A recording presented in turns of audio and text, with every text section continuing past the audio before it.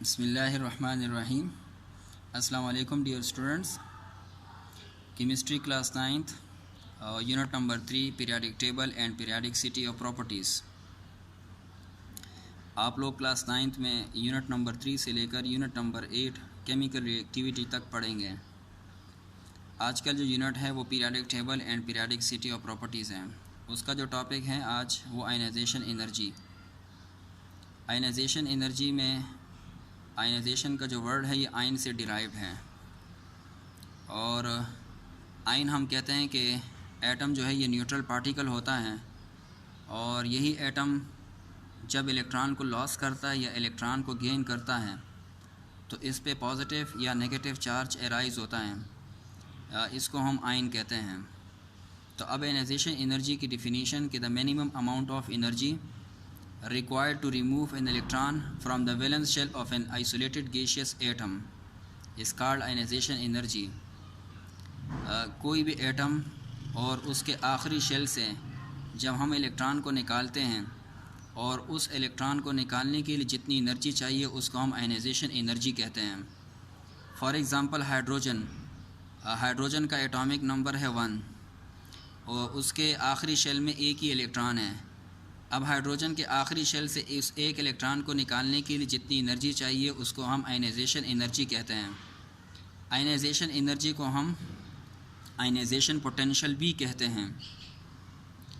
अब ionization potential इसको हम मेजर करते हैं एक्सपेरिमेंटली, और जब उसको एक्सपेरिमेंटली मेजर करते हैं आयनाइजेशन एनर्जी को तो उसका जो यूनिट है वो जूल्स और किलो जूल्स पर मोल है। आयनाइजेशन एनर्जी के कुछ एग्ज़ाम्पल, उसमें नंबर 1 एग्ज़ाम्पल सोडियम।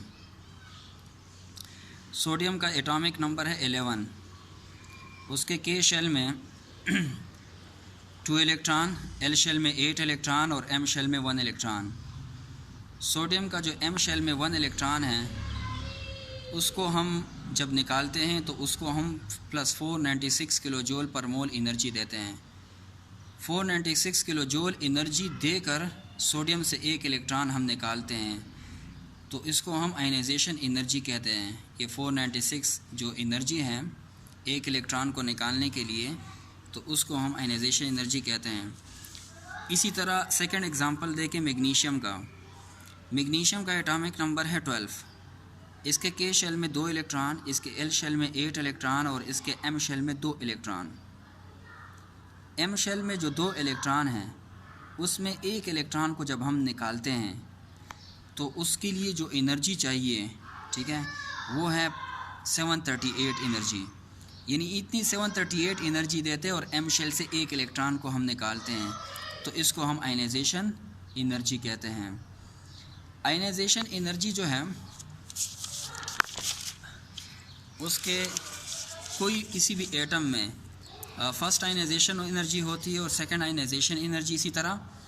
तो फर्स्ट आयनाइजेशन एनर्जी हम किसे कहते हैं? फर्स्ट आयनाइजेशन एनर्जी किसी भी एटम से जब उसके आखिरी शेल से फर्स्ट इलेक्ट्रॉन को हम निकालते हैं, फर्स्ट इलेक्ट्रॉन को, तो हम उसको फर्स्ट आयनाइजेशन एनर्जी कहते हैं। जिस तरह मैग्नीशियम का एटॉमिक नंबर है 12, उसके के शेल में 2 इलेक्ट्रॉन, उसके एल शेल में 8 इलेक्ट्रॉन, उसके एम शेल में 2 इलेक्ट्रॉन। उसके जो एम शेल में 2 इलेक्ट्रॉन हैं उसमें से जब हम फर्स्ट इलेक्ट्रॉन को निकालते हैं मैग्नीशियम से, तो उसके लिए 738 किलो जूल एनर्जी चाहिए।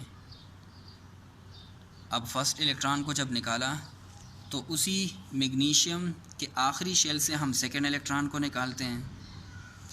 तो जब उस मैग्नीशियम जिससे हमने एक इलेक्ट्रॉन को निकाला है, जब हम सेकेंड इलेक्ट्रॉन को निकालते हैं और उसके लिए जितनी एनर्जी चाहिए तो उसको हम सेकेंड आयनाइजेशन एनर्जी कहते हैं। और वो सेकेंड आयनाइजेशन एनर्जी जो फर्स्ट आयनाइजेशन एनर्जी से ज़्यादा है वो है 450 किलो जूल एनर्जी पर मोल एनर्जी। तो हम कहते हैं कि second ionisation energy is always greater than first ionisation energy. क्यों? क्योंकि जब हम एक इलेक्ट्रॉन को निकालते हैं तो न्यूक्लियर चार्ज जो है वो ज़्यादा बढ़ जाता है और जो इलेक्ट्रॉन होते हैं वो कम पड़ जाते हैं, तो न्यूक्लियर चार्ज पुल करता है वैलेंस शेल को और उसकी वजह से एटॉमिक साइज़ डिक्रीज़ हो जाता है। तो जब एटॉमिक साइज़ डिक्रीज़ हो जाता है तो सेकंड इलेक्ट्रॉन को निकालने के लिए फिर ज़्यादा एनर्जी चाहिए, क्योंकि हम पढ़ते हैं कि आयनाइजेशन एनर्जी का इन्वर्स रिलेशन है एटॉमिक साइज़ के साथ।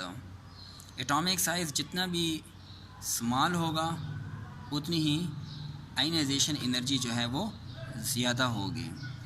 अब कुछ फैक्टर्स हैं आयनाइजेशन एनर्जी के। उन फैक्टर्स में नंबर 1 फैक्टर जो है वो एटॉमिक साइज़ का है।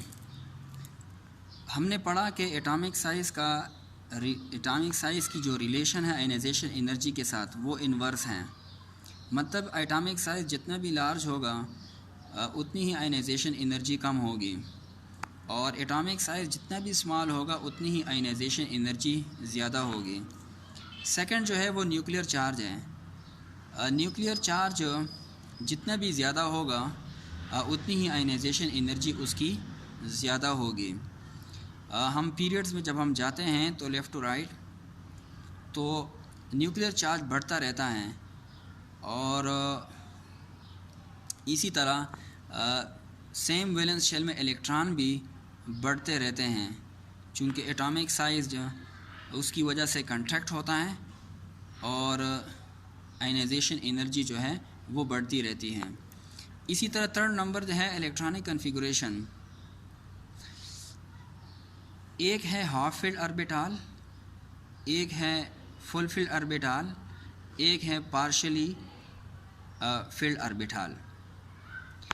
जो हाफ फील्ड और फुल फील्ड ऑर्बिटल होते हैं वो कंसिडर किए जाते हैं स्टेबल, तो उसके लिए ज़्यादा एनर्जी चाहिए उनके ऑर्बिटल से इलेक्ट्रॉन को निकालने के लिए बनिस्बत पार्शियली फील्ड ऑर्बिटल जो अनस्टेबल होते हैं, और उनसे एनर्जी निकालने के लिए यानी उनको कम से कम एनर्जी चाहिए उसको निकालने के लिए।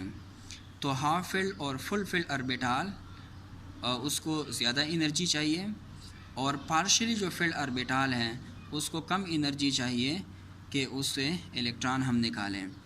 और फोर्थ है shielding effect of low laying electron. Shielding effect जो है जितना भी ज़्यादा होगा शील्डिंग इफ़ेक्ट, तो आयनाइजेशन एनर्जी जो है वो कम होगी, और शील्डिंग इफ़ेक्ट जितना भी कम होगा उतनी ही आयनाइजेशन एनर्जी जो है वो ज़्यादा होगी। अब कुछ फैक्टर्स हैं। अब ट्रेंड्स ऑफ आयनाइजेशन एनर्जी के पीरियड्स और ग्रुप में ये आयनाइजेशन एनर्जी कब बढ़ती है और कब कम होती है।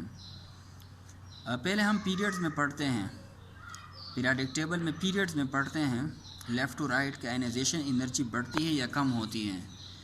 तो जब हम लेफ़्ट टू राइट जाते हैं तो आयनाइजेशन एनर्जी इंक्रीज़ होती है, और एटॉमिक साइज़ क्यों यानी आयनाइजेशन एनर्जी क्यों इंक्रीज़ होती है, क्योंकि एटॉमिक साइज़ डिक्रीज़ होता है और न्यूक्लियर चार्ज जो है वो इंक्रीज़ होता है।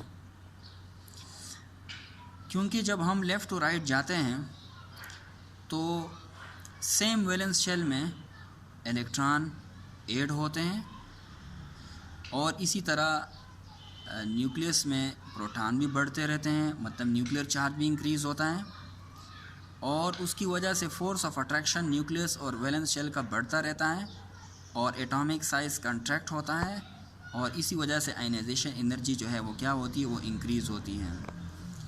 और इसी तरह जो है ग्रुप में जब हम टॉप टू बॉटम आते हैं, यानी पीरियडिक टेबल में एलिमेंट्स में जब हम टॉप टू बॉटम आते हैं तो आयनाइजेशन एनर्जी जो है वो डिक्रीज़ होती है। आयनाइजेशन एनर्जी क्यों डिक्रीज़ होती है, क्योंकि एटॉमिक साइज़ इंक्रीज़ होता है।